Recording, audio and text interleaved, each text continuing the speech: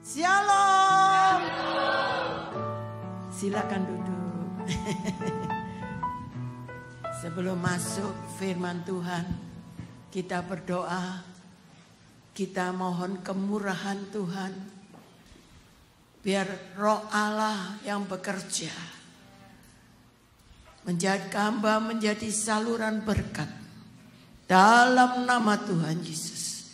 Bukakan mata hati kami, bukakan telinga hati kami, supaya kami mengerti, memahami, melakukan firman Tuhan dengan segenap hati kami. Terima kasih Tuhan, sehingga hidup kami menjadi umat-Mu Tuhan. Menjadi anak-anak-Mu yang disayang Tuhan, yang dicintai Tuhan. Dalam nama Tuhan Yesus, pengurapan Allah sudah terjadi. Nama Tuhan dipermuliakan. Segala kemuliaan, kehormatan hanya bagi Tuhan. Di dalam nama Tuhan Yesus, siapa yang siap menerima, mendengar dan menerima firman Tuhan serta melakukan firman Tuhan dengan setia, sama-sama saya katakan amin.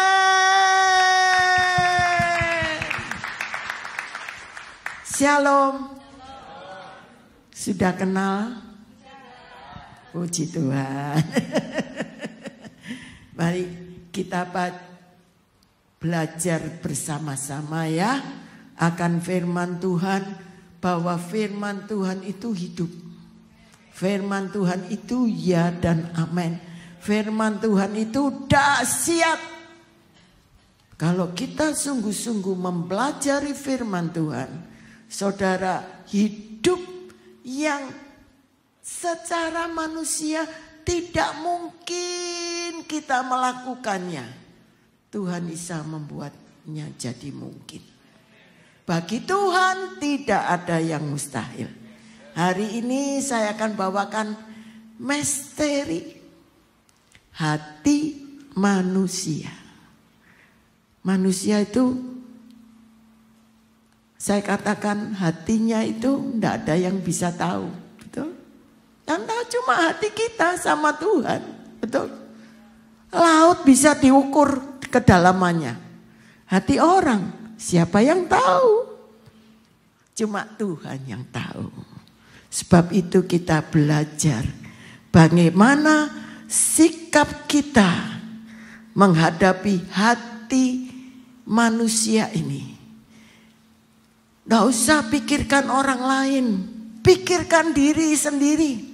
Firman itu untuk diri kita sendiri. Pedang bermata dua.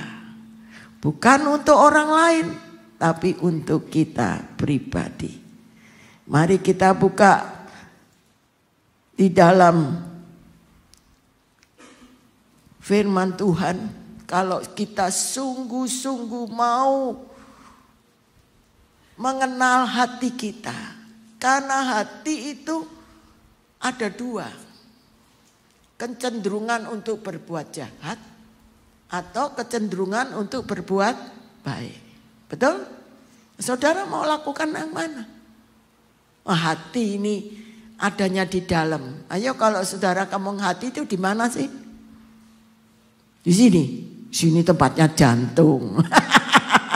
Betul? Hati itu di sini. Tapi orang seringkali hati di sini. Karena yang berdebar-debar, hatiku berdebar-debar.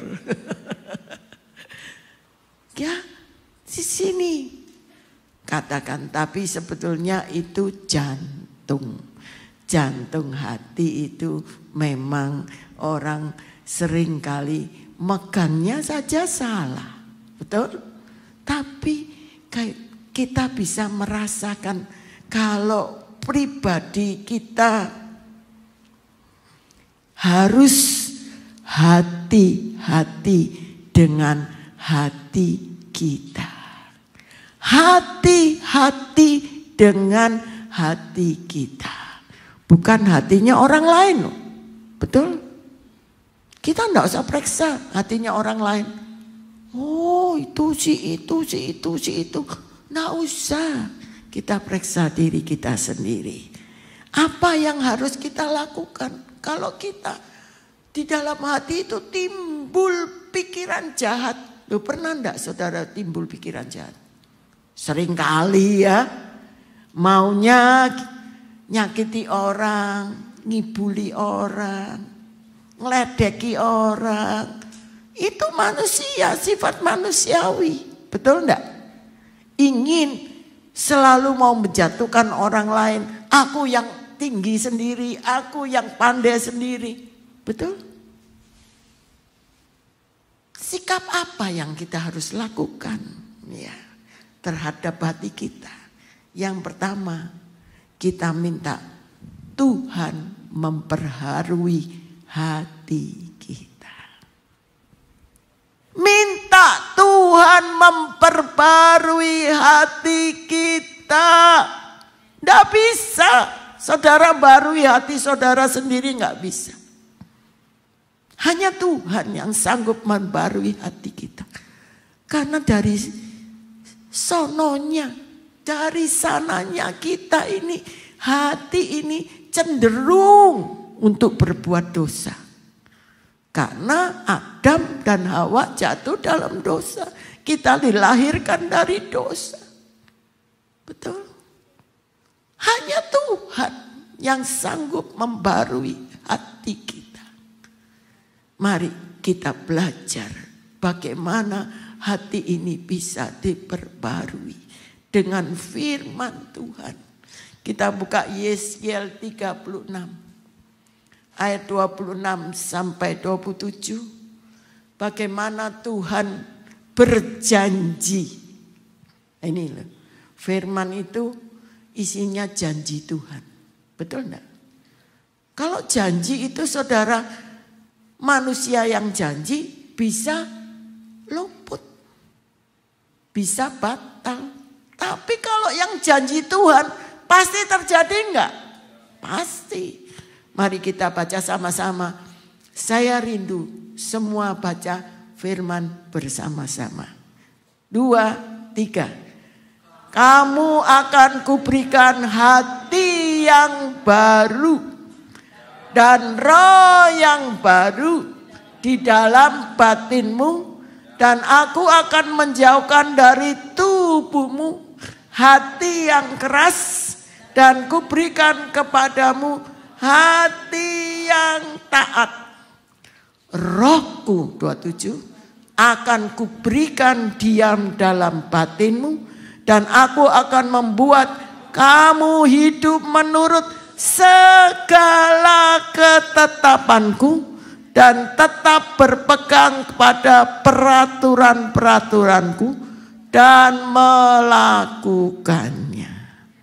Sekarang kita ganti kata kamu, nama saudara masing-masing. Supaya mantap. Amin. Kalau kita minta hati kita diperbarui, sebut nama saudara. Semua kan punya nama dah? Ya, sebut nama saudara. 2, 3. Enggawati akan Tuhan berikan hati yang baru, roh yang baru di dalam batin Enggawati.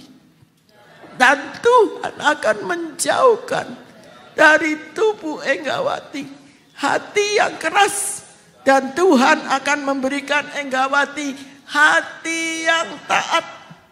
Roh Tuhan akan Tuhan berikan diam dalam batin Enggawati.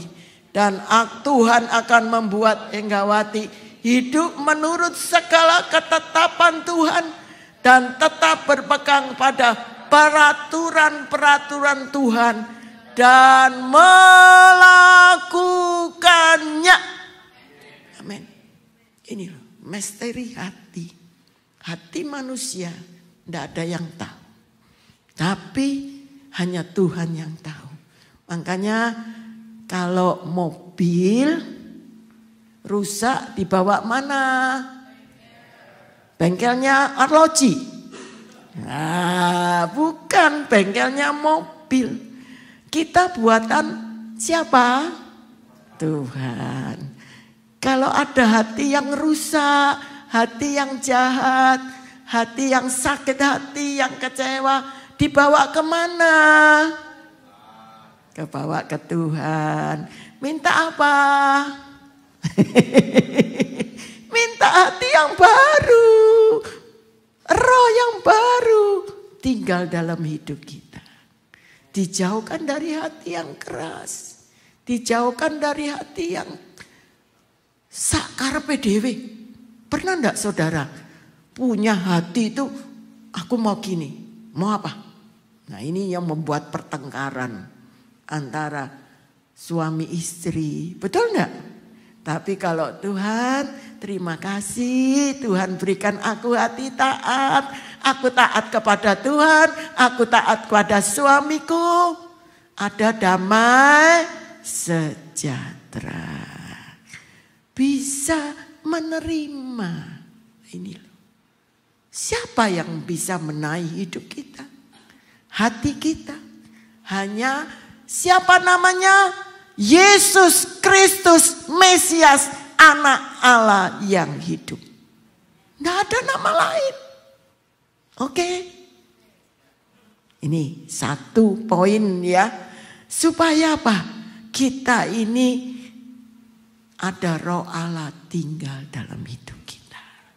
Sehingga kita ini yang membuat kita menurut segala perintah Tuhan itu siapa? Tuhan. Kalau roh Allah tinggal, saudara percaya enggak? Roh Allah saudara ada di mana? Tidak tahukah tubuhmu adalah bait Allah. Berarti Allah tinggal di mana? Di sini. Kalau kita berbuat jahat, kita enggak nurut, kita keras hati, hati itu dak dikduk, dak dikduk, dak dikduk, dak dikduk. Betul enggak? Aku salah, aku salah. Tuhan ampuni, ampuni aku. Aku berbuat jahat, ampuni Tuhan. Betul enggak? Hati itu perlu didandani. Mungkin akinya hati rusak, diganti hati aki yang baru. Betul enggak? Ini loh, ini perlu. Makanya orang, maaf saudara, maaf. Saya lihat orang kalau melihat sesuatu hal langsung plus ngasih tahu, ngasih komentar. Karena apa? Hatinya tidak diperbarui. Kalau hatinya diperbarui, kita belajar. Saya sendiri belajar. Duh, kita ini sekolah kehidupan loh. Saudara percaya enggak hidup ini sekolah kehidupan? Ada yang dari TK, dari SD sampai SMP. Sampai kita naik SMA, kita naik lagi universitas. Baru kita diwisuda. Jadi sarjana. Hidup kita juga. Nah kalau kita tidak mau dibenahi dari sekarang, mau kapan? Saat ini, kalau kita mau dibenahi mulai hari ini, saya percaya sekolah kehidupan itu akan kita mendapat nilai kehidupan. Yang nilai bukan kita. Nanti kita kalau mendapat nilai kehidupan, kita akan mengalami. Makanya nanti guru sekolah minggu kan ada lagu. Lihat saya pakai mahkota dari sorga karena rajin. Rajin ke gereja enggak? Atau kalau repot, kalau senggang, repot, bye-bye Tuhan. Nanti minggu depan. Ini loh. Jadi itu salah satu, saudara. Jadi kalau roh Allah tinggal dalam hidup kita, Kita menjadi penurut segala ketetapan Tuhan. Dan tetap berpegang pada peraturan-peraturan Tuhan. Dan melakukannya. Amin. Karena Roh Allah itu memimpin kita. Di dalam hidup ini pasti pernah mengalami hal yang tidak enak ya. Pernah enggak? Seringkali, betul enggak? Hal enggak enak no ya. Perselisihan dengan orang-orang dekat kita. Pengkhianatan ya. Di mana kita simpen di dalam hati. Siapa yang tahu? Cuma Tuhan. Kalau kita simpen kekecewaan, kebencian, berarti kita simpen apa? Sampah. Loh, saudara, kalau habis masak kulit udang simpenan dibungkus plastik, simpenan di kamar saudara. Nggak mau kan? Ya iya, buat apa? Simpen sampah. Orang yang menyakitkan dimasukkan hati. Itu rugi sendiri. Oke? Jadi kita harus mau dibentuk. Karena besi menajamkan besi. Sesama menajamkan sesama. Dengan sesama ini kita itu makin dibentuk. Punya apa? Kasih. Betul enggak? Kalau ada orang nyakiti, oh puji Tuhan, haleluya. Bisa enggak? Harus bisa. Karena Roh Allah ada tinggal dalam hidup kita. Mari kita penuh kejujuran, penuh kerendahan hati, minta kepada Tuhan Yesus, barui hati kita. Minta kuasa darah Yesus menguduskan hati kita. Amin. Sudah buang sampah-sampah itu. Amin. Tidak boleh dimasukkan kamar hati lagi loh ya. Sakit hati, kekecewaan. Itu jadi penyakit loh. Betul enggak? Jadi maaf saudara. Tidak ada sampah di dalam hati kita. Amin. Yang kedua. Setelah dibuang sampahnya, kita harus menjaga hati. Seperti kamar saudara dijaga enggak? Kamar hati ini dijaga enggak? Nah ini, jaga hati. Amsal 4 ayat 23. Amsal 4 ayat 23. Amsal 4 ayat 23. Ayo baca sama-sama ya. Ingat. Hafalkan firman ini. Supaya saudara waktu mau berbuat segala sesuatu. Ingat ayat ini. 2, 3. Jagalah hatimu dengan segala kewaspadaan. Karena dari situlah terpancar kehidupan. Jagalah hatimu, jagalah hati Enggawati dengan segala kewaspadaan. Karena dari situlah terpancar kehidupan. Saudara mau hidup diberkati, hidup dinaikkan Tuhan. Oh, semua itu poinnya dari hati. Perlu ketulusan hati, perlu juga waspada. Waspadalah. Jadi kalau ada sampah mulai masuk, waspadalah. Jangan dimasukkan kamar hati. Amin. Puji Tuhan. Kalau kita sudah diperbarui, kita mulai disakiti orang, dicemari lagi dengan sampah-sampah yang mengotorkan hati. Kita harus menjaga hati, bukan suruh orang lain. Menjaga hati itu diri kita sendiri. Oke? Diri kita sendiri. Tidak dapat dipercayakan. Oh, tolong ya Mbak, tolong ya kamar hatiku dibersihkan. Tidak bisa. Kalau kamar saudara dibersihkan sama karyawan saudara sih bisa, rumah saudara bisa. Tapi kamar hati, siapa yang bisa bersihkan? Hidup kita bersama dengan Tuhan. Kita harus bertanggung jawab masing-masing hati kita kepada Tuhan. Jadi kalau ada kecewa, cepat selesaikan kekecewaan saudara. Kalau saudara sakit hati, itu salah saudara sendiri. Bukan kesalahan orang lain. Loh, ada orang nyakiti, terus katakan, gara-gara orang itu, aku sakit hati. Itu salahnya siapa? Kok dimasuk di dalam hati? Betul enggak? Orang itu memang dipakai Tuhan untuk menguji hati kita. Untuk membereskan hati kita, apakah hati kita betul-betul waspada. Jangan dimasukkan. Kita harus meresponi dengan benar. Menutup pintu hati supaya sampah-sampah tidak masuk dalam hati kita. Supaya sampah-sampah tidak masuk dalam hati kita.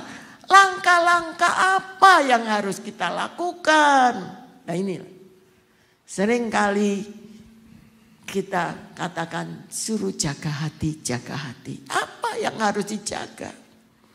Yang bagian A dikatakan kita harus berpikiran positif. Pikiran positif terhadap orang lain. Karena Tuhan menciptakan manusia itu, Tuhan Allah menciptakan manusia itu, diciptakan Tuhan Allah mengatakan sungguh amat baik. Betul enggak? Jadi manusia itu baik, amat baik. Ya. Bahkan kalau pohon kamu katakan baik, baik pula buahnya. Loh, saudara pernah enggak coba? Di rumah punya pohon mangga atau pohon jambu yang tidak berbuah. Firman Tuhan ini saya praktekkan. Pohon mangga, kamu pohon yang baik, berbuah baik ya. Berbuah baiklah. Kalau kita katakan pohon itu baik, berbuah baik, kita tahu apa yang kita katakan terjadi loh. Berbuah loh. Berbuah sing banyak, sing manis. Di depan rumah saya ada mangga. Saya selalu katakan, berbuah yang manis ya. Berbuah yang manis ya, yang banyak ya. Nah ini loh. Kadang-kadang kita melihat teman kita yang tidak mulai kurang enak kepada kita. Kita mulai orang itu kok kapan-kapan tak bales sih. Nah ini sudah mengotori hati. Kau harus katakan terima kasih Tuhan. Orang itu baik, pasti baik, pasti baik. Karena Tuhan menciptakan manusia itu amat baik. Ayo mertua-mertua ngelihat mantu-mantu. Baik enggak?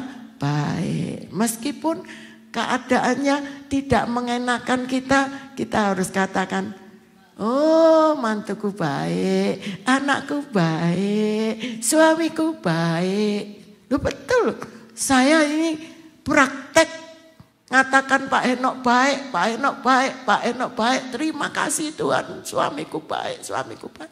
Jadi baik, sampai kebacut baik, Pak Henok akhirnya jadi hamba Tuhan. Itu loh. Jadi harus berpikiran positif. Dan mengucap syukur. Bagian B-nya 2B katakan kita harus mengucap syukur dalam segala hal. Karena itulah yang dikehendaki Allah. Mengucap syukur waktu uangnya banyak. Waktu baik-baik keadaanmu. Mengucap syukur itu saat-saat kita terendah sekalipun. Nah gampang saudara.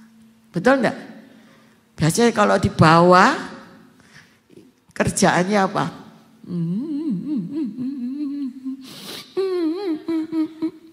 Tuhan, kenapa?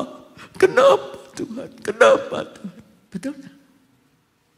Salahku apa Tuhan? Jujur, bukan saudara, saya. Kenapa Tuhan ini terjadi? Tapi kita harus belajar mengucap syukur dalam segala hal. Itulah yang dikehendaki Tuhan. Itu jaga hati. Oke? Bagian C, 2C katakan. Kalau kita punya masalah, enggak enak hati sama orang. Kok kelihatannya orang itu seledat-seledot ya. Kata-katanya kok nyelekit no ya. Datangi. Selesaikan dengan baik-baik. Dengan dewasa. Bukan seperti anak kecil. Terus itu enggak menyelesaikan. Membuat tambah parah. Tapi kita harus waspada, jaga hati. Kita selesaikan dengan baik-baik secara dewasa rohani. Ya, kalau kita mau ibadah, apalagi mau ibadah, saudara jengkel sama suami saudara. Tahu orang repot kok, disuruh-suruh, kamu ndak bisa ngambil sendiri tak? Ayo, pernah ndak alami gitu? Itu hal kecil lah ya. Jengkel dong. Jengkel dong. Kita mulai datangi suami kita, istri kita. Maaf ya. Maafkan saya tadi ya. Aku sempat marah. Aku sempat jengkel. Bisa enggak? Bisa. Kalau kita mau. Oh enggak mau ya enggak bisa. Betul enggak? Ya, karena kalau kita mau mempersembahkan sesuatu di hadapan Tuhan, kalau kita teringat sesuatu di dalam hati saudaramu terhadap engkau, bukan hati kita yang sakit hati, sampai orang lain yang sakit hati sama kita, kita harus selesaikan. Tinggalkan persembahanmu di depan mezbah itu, pergilah berdamai dahulu dengan saudaramu, lalu kembali mempersembahkan persembahan. Loh, orang kalau sakit hati itu ditegur Tuhan enggak? Hati nurani saudara pasti ada kata-kata, betul enggak? Buat apa mangkel-mangkel, jengkel-jengkel, sakit hati? Rugi sendiri. Seperti Kain itu. Waktu dia marah sama adiknya. Persembahannya tidak diterima Tuhan. Apa yang terjadi? Kain ditegur sama Tuhan. Kenapa mukamu muram? Hatimu panas? Awas, hati-hati. Jaga. Yang menjaga hati kita hanya Tuhan. Amin. Kita harus berdamai dahulu. Kita harus berdamai kepada Tuhan. Kita harus berdamai dengan sesama.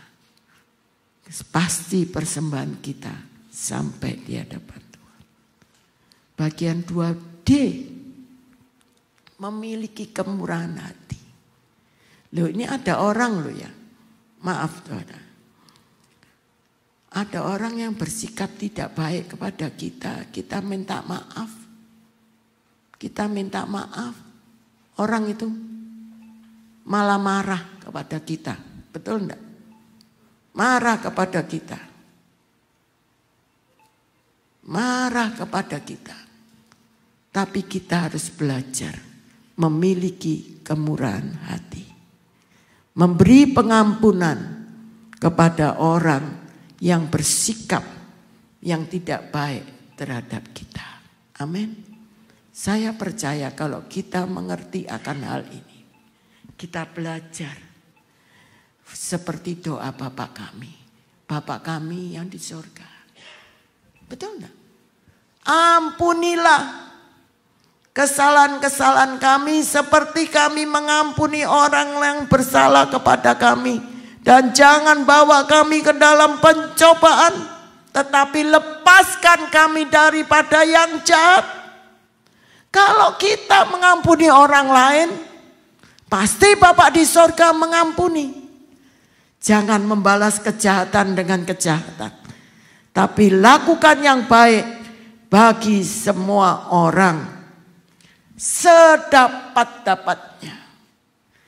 Kalau hal itu semua tergantung dari kita, hiduplah berdamai dengan semua orang. Semua orang itu orang kaya, orang miskin, orang kecil, anak kecil. Loh, anak kita kadang-kadang marah sama kita tidak sadar. Kita harus minta maaf. Jangan gengsi.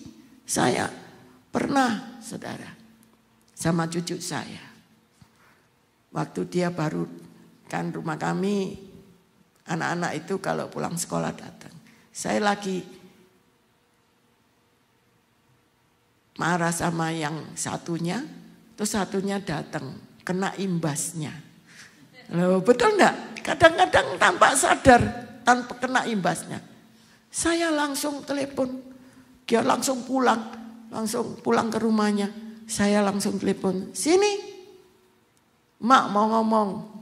Terus saya peluk, maaf no Mak ya, Mak salah tadi.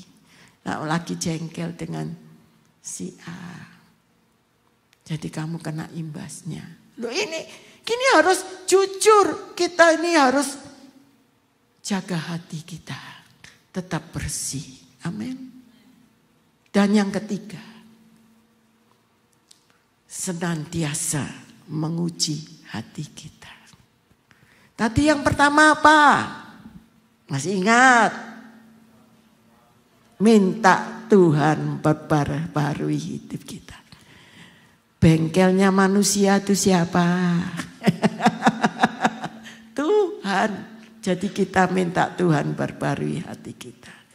Dan yang kedua tadi apa? Menjaga hati.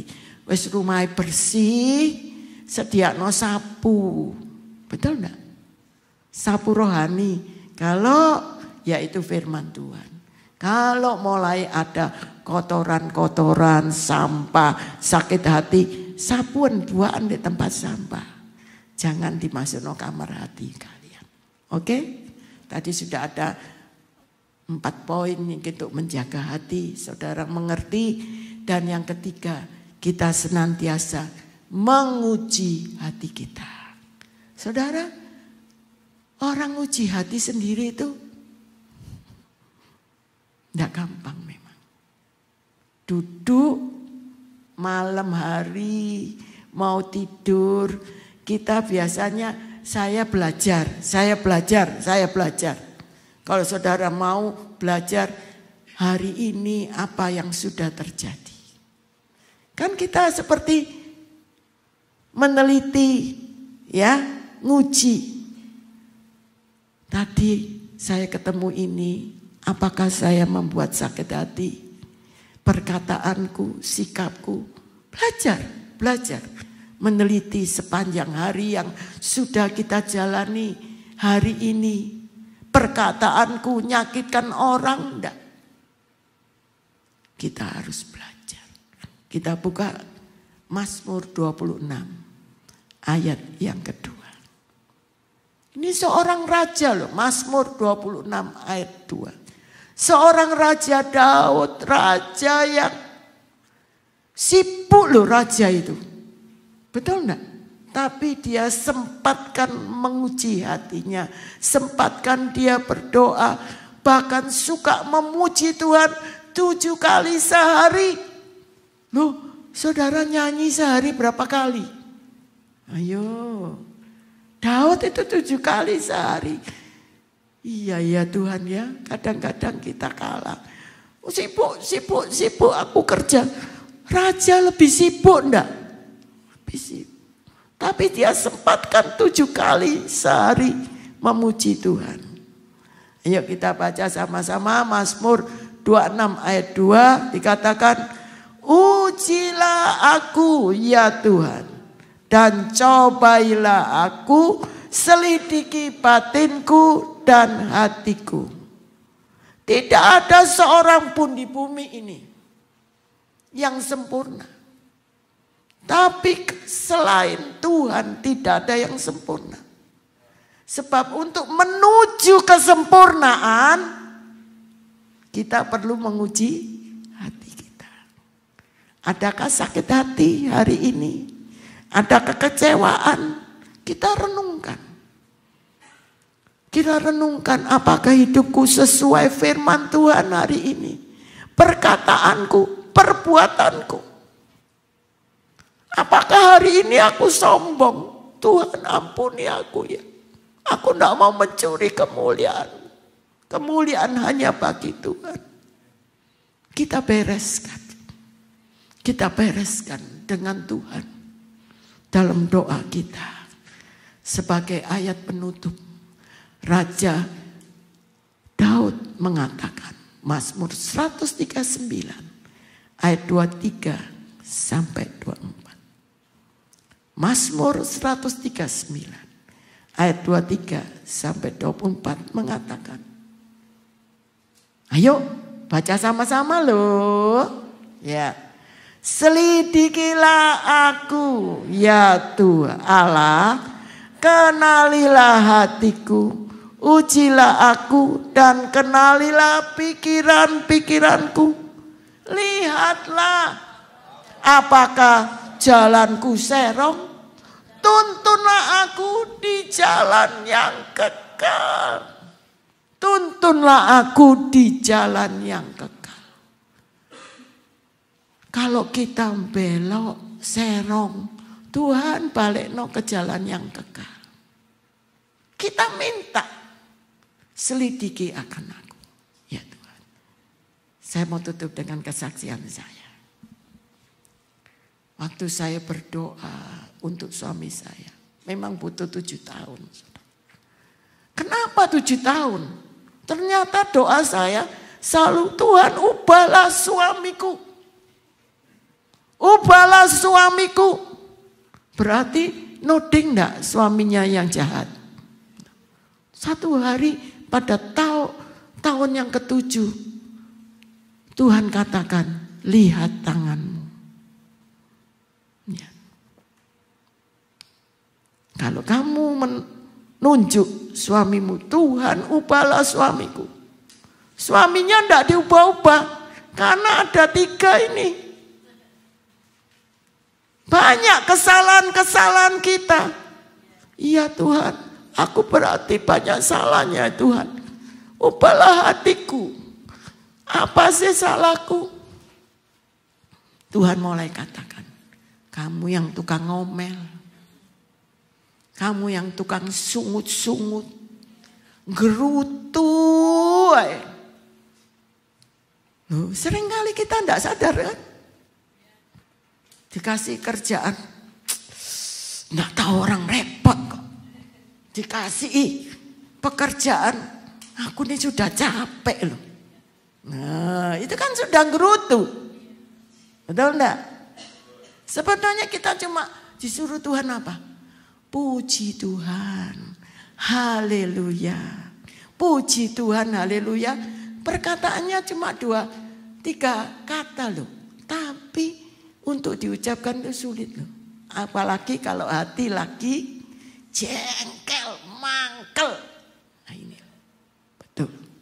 Mulai saya katakan terima kasih Tuhan. Terus saya dapat ayat ini. Raja minta diselidiki hatinya. Minta dituntun pikirannya. Diuji hatinya, dikenali hatinya. Minta jalannya yang serong dituntun. Di jalan yang kekal. Apalagi aku bukan siapa-siapa. saya mulai sadar. Saya menangis di hadapan Tuhan. Saya tersungkur di hadapan Tuhan. Ampuni saya yang tukang ngomel ya Tuhan. Jujur aja. Sama Tuhan itu enggak usah tedeng aling. Bukan. Tuhan enggak dibuka tahu hati kita. Ya betul. Jujur. Apalagi kita kalau jujur ngomong itu diampuni. Betul. Betul, setelah saya minta ampun sama Tuhan, jujur aku yang tukang ngomel, aku yang suka marah. Marahnya enggak keluar tapi marahnya di hati. Itu juga sama saja, sami mawon. Podo wae. Marah di mulut atau marah di hati sama saja di hadapan Tuhan. Marah. Itu kejijikan di hadapan Tuhan. Mari kita belajar. Sejak itu saya belajar senyum, terima kasih. Ya belajar itu. Tidak lama suamiku bertobat. Setelah Pak Enok bertobat, akhirnya jadi hamba Tuhan. Sampai Lukas Samuel ngelihat perubahan papanya, apa yang terjadi? Mereka katakan, aku mau melayani Tuhan. Aku mau melayani Tuhan. Karena aku lihat Tuhan itu luar biasa. Bisa mengubah papa. Hati yang keras diberi hati yang taat. Tadinya kalau anak-anak melihat papanya ketakutan. Tapi setelah Tuhan ubah, menjadikan Pak Enok disayang anak-anak. Tuhan memberkati kita semua. Mau diubah hati kita? Mau diubah? Minta Tuhan mengubah hati kita. Karena hati kita tidak ada yang tahu, hanya Tuhan.